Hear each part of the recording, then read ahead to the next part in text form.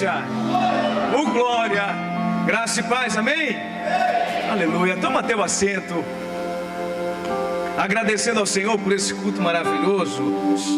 Meus amados, antes que o pastor Cléber me convidasse para trazer a mensagem, o Espírito Santo havia estado no meu coração, me dado um esboço para eu fazer.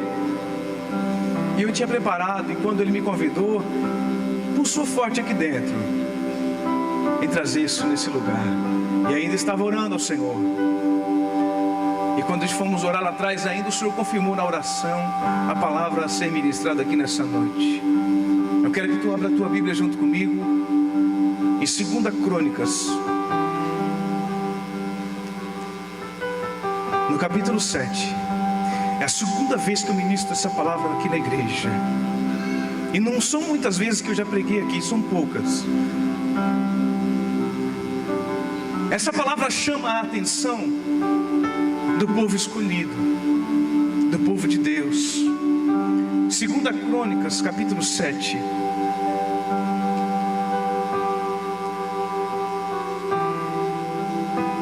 Aleluia. Você achou? Amém? Tem crônicas aí na Bíblia? Tem, né? Vamos começar a partir do versículo 11.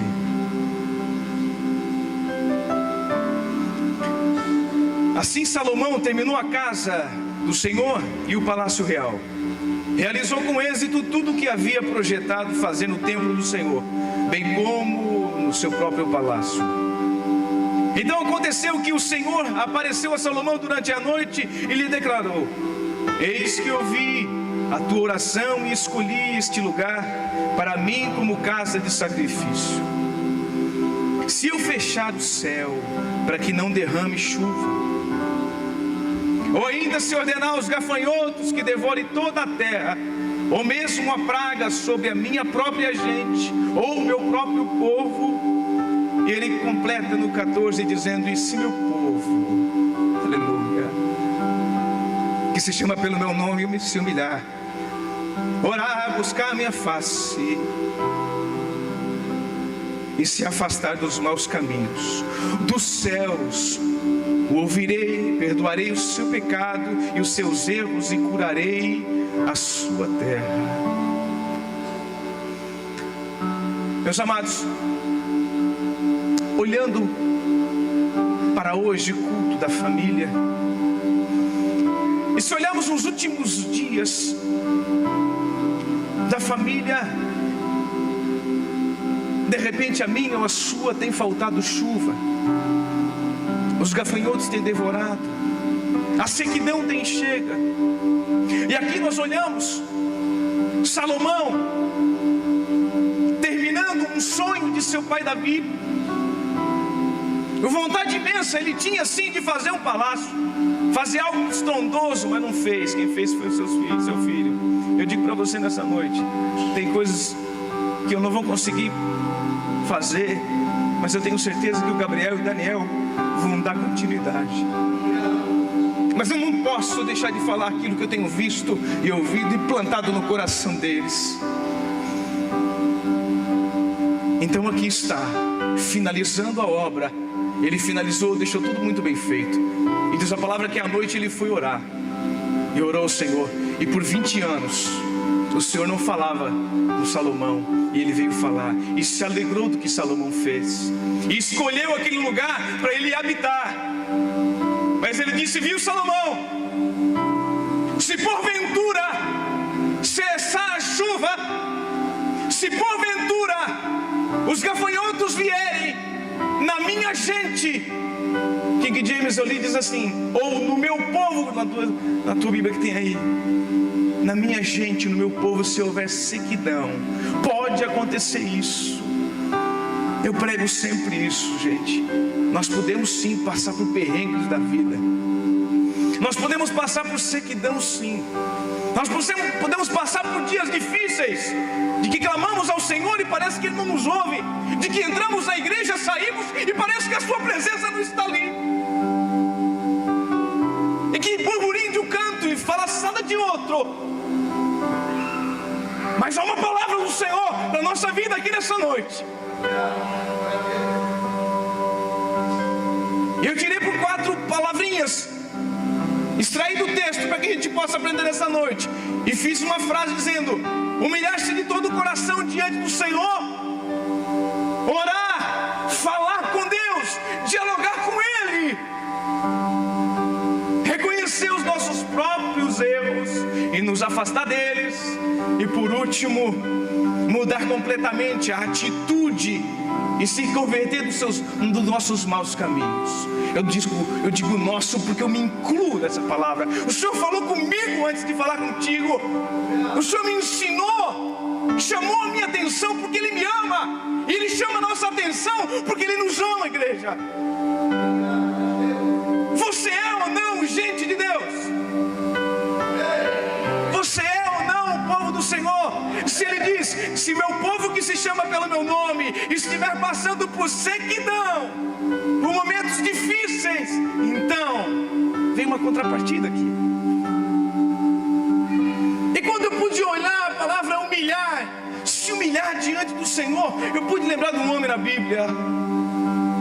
Eu pude lembrar de Naamã. Nós já ouvimos N palavras sobre isso. Naamã, um comandante condecorado, era topo do exército da Síria.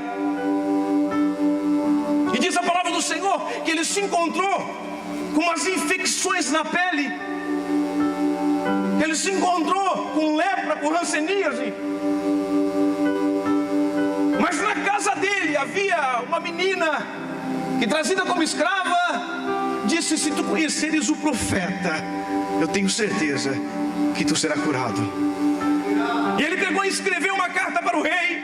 O rei recebeu essa carta, dizendo: tu acha que eu sou algum curandeiro que possa te curar? Alguém que possa trazer cura para ti? Lembrou ele de Eliseu e viu a carta para Eliseu. E diz a Bíblia que Naamã encheu a sua carroça de vários valores e foi até a casa do profeta. Diz a Bíblia que o profeta nem se preocupou muito em descer lá. Ele mandou um moço: diz para esse homem se banhar no Jordão por 7 vezes. Mas olha, eu vim aqui na casa desse camarada, ele não pôde nem vir aqui fora. Gente, eu posso olhar para a vida de Naamã e ver a maior infecção que havia na vida dele, que não era a lepra que estava no seu corpo, era o orgulho. Um problema que nós temos enfrentado todos os dias é que a igreja brasileira está ficando muito orgulhosa. Não diante dos homens, mas diante de Deus. Nós não temos nos dobrado diante do Pai. Nós não temos nos achegado a Ele e dizer: a minha dependência é tua. Nós temos feito N e vários negócios, mas não temos perguntado a Ele, dizendo: tu és o meu Senhor e meu Salvador. Porque às vezes a gente conhece só Deus como nosso Salvador, mas tem esquecido que Ele é o nosso Senhor. E perguntado a Ele: meu Senhor, será que é da tua vontade que eu faça isso? Meu Senhor, meu Senhor, meu Senhor. E diz a Bíblia que ele disse: olha, não existe outros 2 rios bem melhores do que o Jordão para me banhar. Mas ele foi até lá. Diz a Bíblia que pela 7ª vez, a hora que ele ressurgiu do rio, ele estava curado. Mas igreja, nós temos que reconhecer o nosso orgulho. Aprendi com a pastora Ana que orgulho é igual mau hálito. Às vezes nós temos, mas não sentimos e não sabemos. Mas sabe como que se quebra o orgulho? É na humildade. É se humilhar diante do Pai. É saber que Ele é bem maior do que eu. É saber que eu sou dependente total dEle. A igreja precisa dessa humilhação diante do Pai. Porque, sabe por que eu falei que o Pai está em casa? Sabe por que às vezes nos falta, gente? A humilhação, sabe onde é? É quando uma criança tem 5 anos de idade, 4, 3, e se é apartamento, a chave abre e o pai entra em casa e a criança sai correndo e se joga nos braços do pai. Com 6 anos, com 7 anos. Mas agora, quando ela está com 15 anos, ela está lá no quarto. O pai entra. Ela fala assim: pai chegou. Filha, filho, daí pai, beleza? Como é que tá aí? Tá legal? Tá jóia? Tá faltando paixão, igreja. O pai está em casa, te joga no braço dele. Nós temos que ser como criança ainda, e reconhecer Ele como Deus, e reconhecer Ele como criança. A igreja vai crescendo e parando de se preocupar com as pequenas coisas. Nós vamos crescendo e pensamos que já podemos fazer as coisas sozinhos. A igreja anda orgulhosa, mas nós temos que voltar a ser criança. E quando entramos no quarto e o pai está ali, te joga no colo dele e fala: pai, eu preciso de ti. Eu quero ter um tempo contigo. Eu preciso de ti. O Senhor nos chama a atenção nessa noite. Volta às pequenas coisas. Volta a ser criança, na dependência do Senhor, na dependência do Pai. A igreja cresce, fica obesa, cheia de palavra. Ouvi uma frase essa semana que achei muito lindo: não está faltando palavra, não está faltando comida na igreja, está faltando fome. Faltando fome, porque palavra tem de monte. A rede social nos enche. Tem muita coisa boa também na internet, em vários lugares. Mas eu te digo, nos falta fome para nos alimentar da palavra, para nos comer dela e saciarmos nela, porque ela é delícia para a nossa vida espiritual, igreja. E se o meu povo que se chama pelo meu nome orar e buscar minha face, ainda continuo a ser criança, pequeno na fé. Eu pude aprender. Ser pai aos 40 não tem coisa, viu, gente? É demais. Estou muito feliz. E 13 anos se passaram do nosso primeiro da Gabriel e nasceu o Daniel, né? E aí eu chegava em casa do trabalho e ficava olhando para ele. E aí me perguntava: será que ele me enxerga? Marcelo, será que ele enxerga a gente, Marcelo? Pai, eu, como curioso que nem você, fui procurar. Eu fui atrás, né? É muito fácil. Tem um baby center, é isso? Isso, não? Baby center, né? Ali estava escrito que a criança, aprenda comigo aqui, ela nos enxerga assim. Bebê recém-nascido nos enxerga, só que nos enxerga 30 centímetros. Você pegou aí? 30 centímetros. O Daniel me enxerga. Eu disse: ah, Senhor, é assim que tu queres que eu te veja? E o Daniel, com 3 semanas de vida, minha irmã, ele me ensinou que eu preciso buscar a face do Senhor. Como diz essa palavra, eu tenho que me aproximar do Senhor. Eu tenho que chegar lá no meu lugar onde eu oro, seja no carro, seja na pia onde se lava a louça, seja no tanque. Eu não sei onde você procura o Senhor, mas é que eu tenho que buscar Ele de pertinho. Eu tenho que enxergar Ele, ter esse momento com Ele. Você está tendo esse momento com o Senhor? Orar, dialogar, lendo um livro esses dias. Brennan Manning, ele contava uma história de um senhor que já estava nos seus últimos dias de vida. Suas filhas não eram convertidas, mas ele era um homem que buscava muito a Deus. E suas filhas já chamavam ele de louco, porque cada vez que ele ia para o quarto, ele colocava uma cadeira ao seu lado e ficava conversando com aquela cadeira. Não sabia elas que ele estava conversando com o Senhor Jesus.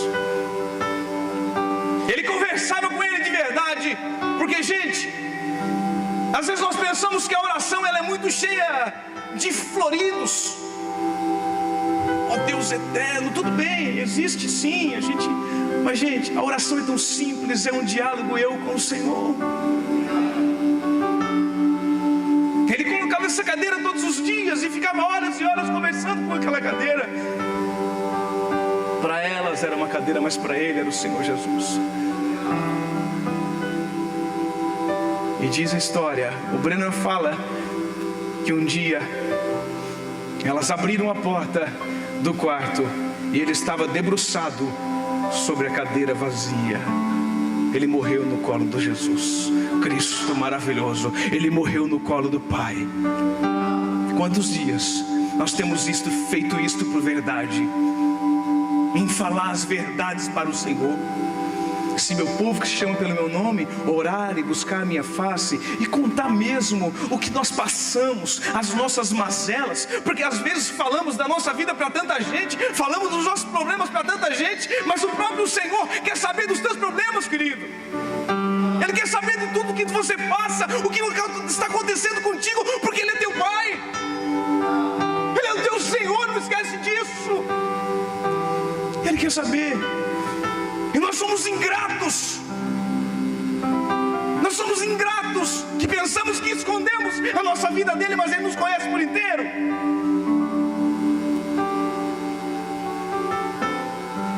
Não esqueça que no hospital, gente, existem vários equipamentos para medir o nosso coração, o tamanho, a pulsação, tudo o que pode ver o coração. Mas os médicos não conseguem enxergar algo lá no interior dele, que o salmista disse: tu sondas e conheces o meu coração. Antes que saia uma palavra da minha boca, tudo tu sabes o que acontece comigo. Então fala para ele: Senhor, vem com essa tua sonda no meu coração e vê se há em mim algum caminho mau e me guia pelas tuas veredas eternas. Fala para ele. Ele que te conhece, Ele sabe do teu interior. Aleluia. Louvado seja o nome do Senhor. E se temos passado por momentos difíceis, momentos de perrengues, de gafanhotos, sem chuva, sequidão, tem um camarada na Bíblia, esse mesmo que recitou esse Salmo 139, ele recita o Salmo 40. Davi estava passando o perrengue da sua vida. Davi estava passando uma situação difícil, que ele procurou com seus próprios braços, trouxe para si com suas próprias mãos. E quem já fez isso na sua vida de cristão? Já fizemos. Fomos atrás dos nossos próprios erros. Davi diz no Salmo 40: depositei toda a minha esperança no Senhor. Ele se inclinou para mim e ouviu o meu clamor. Tirou-me de um fosso fatal, de um charco lamacento. Assentou-se meus pés sobre uma rocha e orientou os meus passos. Em minha boca colocou uma nova canção, cântico de louvor ao meu Deus, que muitos possam compreender o que me aconteceu e venham adquirir confiança e temor do Senhor. Acontece com a gente, de repente você está aqui nessa noite me olhando, e essa palavra está falando muito profundo ao teu coração, e os seus pés estão atolados em lama, com dificuldade tremenda você está passando. Você não consegue nem mais orar. Os seus olhos ficaram secos fazem dias. Mas chegou o dia de você clamar ao Senhor aqui nessa noite. Ele fala bem alto para ele: Senhor, eu preciso de Ti, porque os meus pés estão atolados em lama, em dificuldade que eu não consigo sair, porque tem quem tem os dois pés atolados em lama, não consegue sair sozinho. Alguém tem que te ajudar, e esse alguém é o nosso Senhor Deus.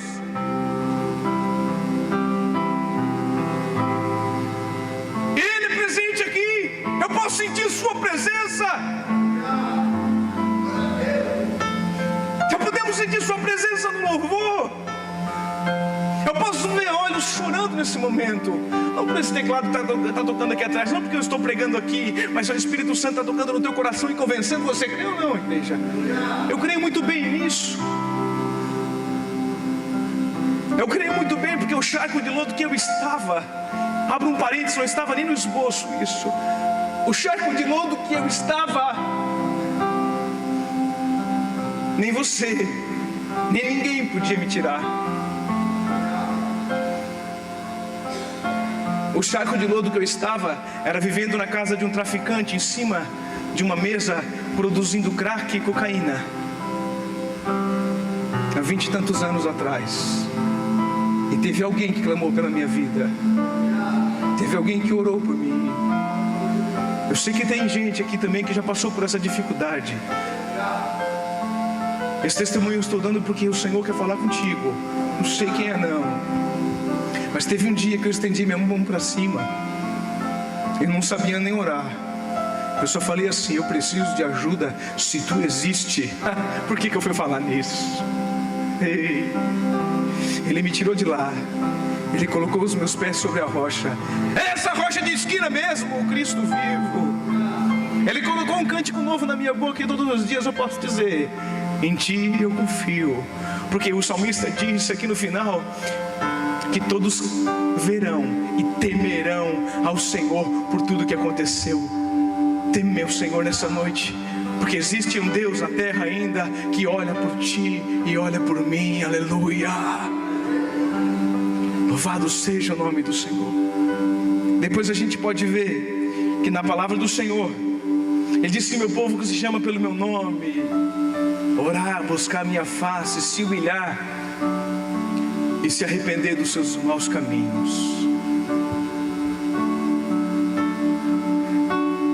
Olhamos a Bíblia Sagrada e nós podemos enxergar um camarada.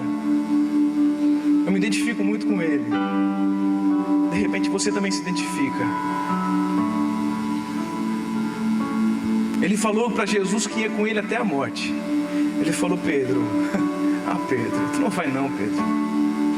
O diabo pediu para te peneirar, mas eu roguei por ti, eu orei por ti, para que isso não acontecesse.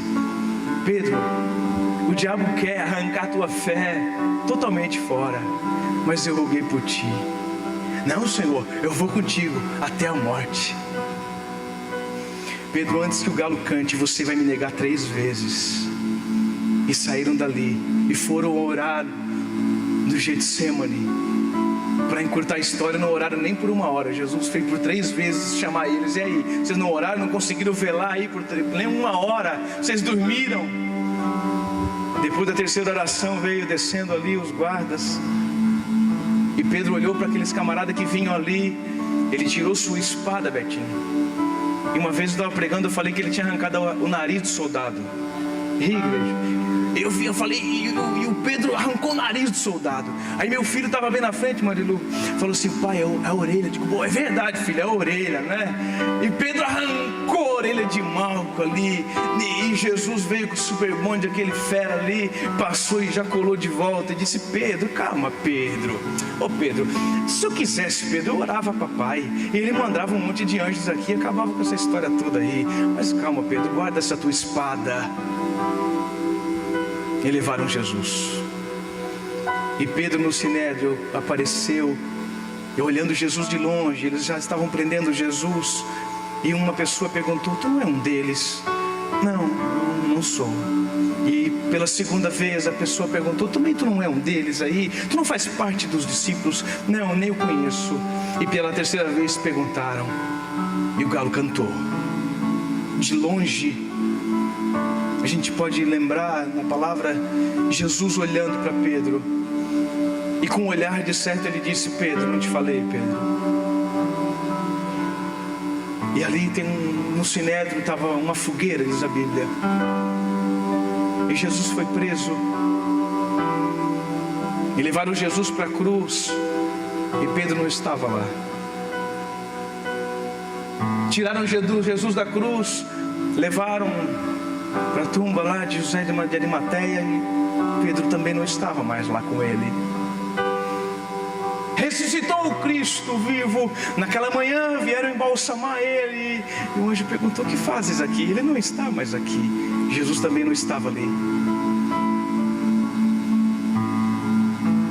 Pedro, um líder nato, disse assim: pessoal, olha gente, acabou o negócio, vamos voltar para aquilo que nós estávamos fazendo, vamos voltar a pescar. João capítulo 21. Jesus pega o seu barquinho e Pedro pega seu barco e some para a praia, no mar de Tiberíades. Estava lá pescando lá dentro. E lá na beira da praia estava andando um camarada, para lá e para cá, e olhou lá para dentro. E ele não gritou assim para eles: covardes, vocês me deixaram sozinhos, vocês são ingratos, vocês deveriam ter ficado comigo. Ele não falou isso. Jesus olhou lá para dentro e falou assim: ó, filhinhos, filhinhos. João, aquele qual ele mais amava, disse para Pedro: Pedro, é o Senhor. Ele botou de volta a sua túnica, e diz a Bíblia que ele caiu na água e veio nadando para ver se ela. E eles, com o barquinho, vieram até a praia.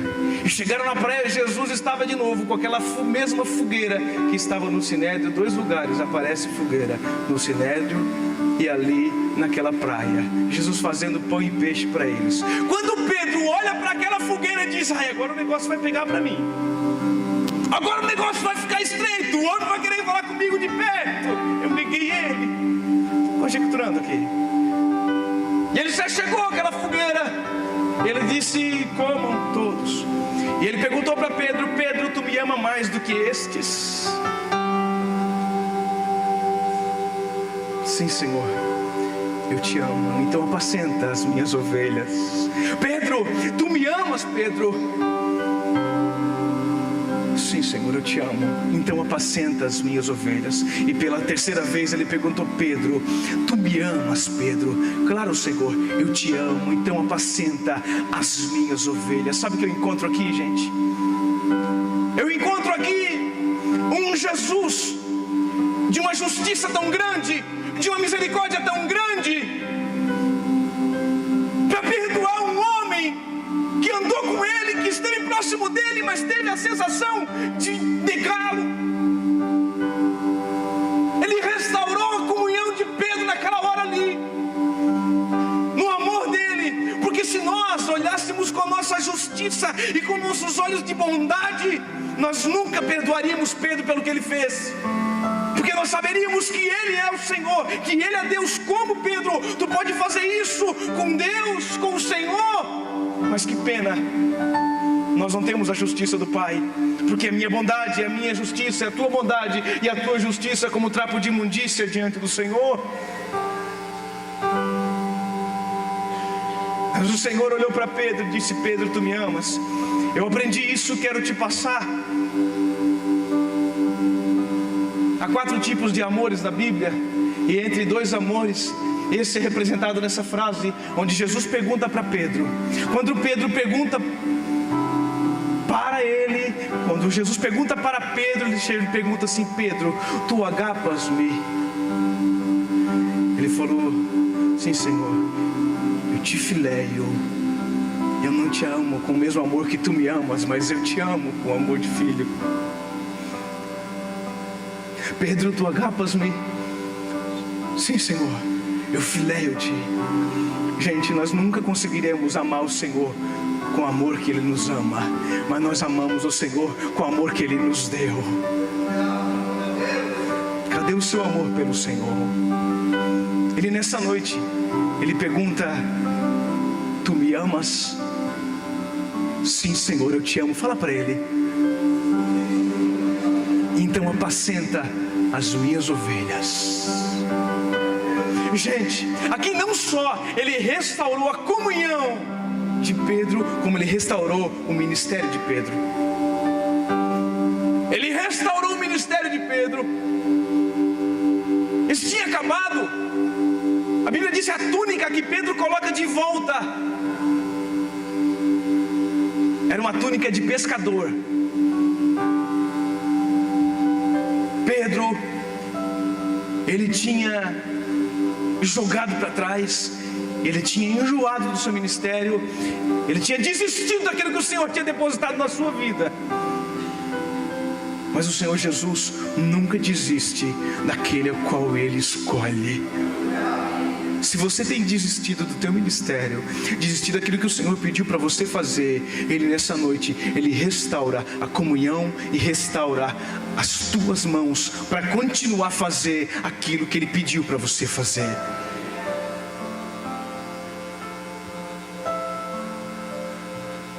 Tem 3 tempos na igreja. Vem cá, Divinto, por favor.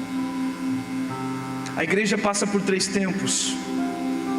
A igreja passa por um tempo de vinde após mim, todos vós que estáis cansados e sobrecarregados, eu vos aliviarei.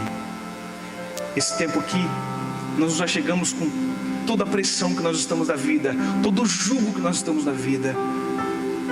Depois que isso, nós nos entregamos ao Senhor, Ele fala para a gente: vinde após mim, nega-te a ti mesmo, toma a tua cruz e siga-me. Isso custa algo para mim e para você. Mas depois que nós entendemos isso, que nós negamos o nosso eu, que nós tomamos a sua cruz, que nós queremos caminhar com Ele, Ele diz para nós então: ide por todo o mundo e anuncia o Evangelho a toda a criatura. Isso nos custa tudo. Isso nos custa muita coisa. Isso nos custa a nossa vida. Isso que Ele já pagou por nós. Mas o preço que nós temos pago para anunciar o Evangelho, para ampliar o reino de Deus na terra, aonde está? Nos falta graça, nos falta poder do alto. Por quê? Porque não tem mais humilhação, não tem mais busca pela face do Senhor, não tem mais: eu quero deixar de fazer as velhas coisas e abandonar o meu velho caminho. É hora de nós abrirmos os nossos olhos e enxergar que o reino de Deus é maior do que eu. É hora de eu enxergar que não é momento só de eu vir para a igreja e pensar só em mim. Eu tenho que vir sim, eu tenho que recarregar minhas baterias, mas eu tenho que lembrar que o meu sacerdócio era fora. Que vida de crente não existe vida secular. Como assim, pastor? Não existe. Aonde eu estou, eu sou um filho de Deus. E aonde eu estou, eu posso abençoar alguém. Aonde eu estou, eu posso viver anunciando a palavra do Senhor até de boca fechada, com a minha vivência.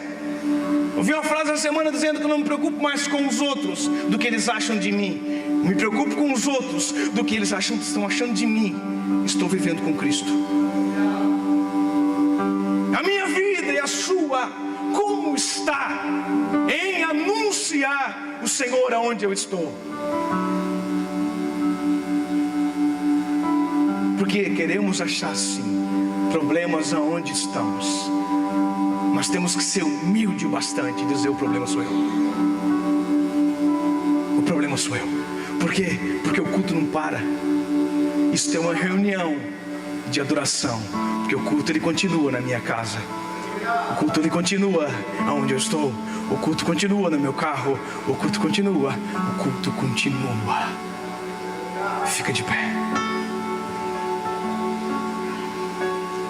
Há 3 tempos de nós irmos ao Senhor com toda a nossa carga que nós estamos carregando. Há um tempo de dizer: Senhor, eu te reconheço sim. Eu quero andar carregando a minha cruz e te seguindo. E tem outro tempo, nós estamos indo anunciando Jesus em todo lugar. E se você se encontra em algum desses tempos que eu orei aqui, que eu preguei aqui nessa noite, eu quero te convidar a vir à frente. Eu quero orar pela tua vida. É um tempo de eu me humilhar mais. É um tempo de eu buscar mais a face do Senhor. É um tempo de eu pôr aquela cadeira e me achegar mais ao Senhor. É um tempo de eu reconhecer os meus próprios caminhos que estão errados e me converter.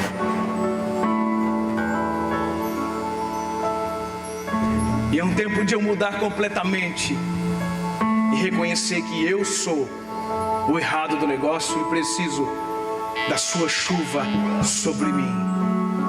Aleluia. Tu és soberano, ó Pai. Tu conheces o nosso ser. Os teus olhos de bondade nos seguem todos os dias. E todos os dias tu nos pergunta: tu me amas? Ele te pergunta aqui nessa noite: tu me amas? Tu Tu me amas.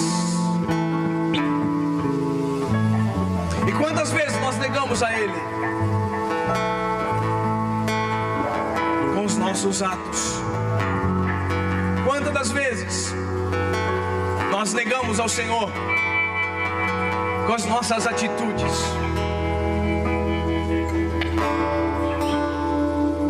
Aleluia. Feche os teus olhos, igreja. Eterno Deus, nós queremos te bendizer nessa noite. Senhor, aqui estão os irmãos que vieram à frente. A tua igreja está aqui nessa noite.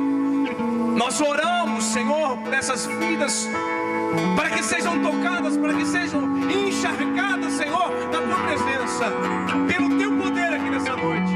Para que o tempo de sequidão saia, para que o tempo de sequidão saia por inteiro, para que o tempo que o gafanhoto vem comendo as plantações possa ir embora, e para que o Senhor derrame sua chuva, para que o Senhor venha encharcar essa terra, para que a comunhão com o Pai possa voltar, e para que o ministério possa voltar às suas mãos, ao desejo de ampliar o reino do Pai aqui na terra ainda. De o tempo de vir ao Senhor, de negar a si mesmo e ir por toda a terra, em nome de Jesus Cristo. Eu oro nessa noite para que o poder do Senhor se manifeste na sua vida, para que o Espírito Santo te impulsione a lançar o reino de Deus e a semente da sua palavra na terra, para que seu testemunho de vida possa ser vivido como Cristo queira. Em nome de Jesus, Espírito Santo, venha tocar essas vidas.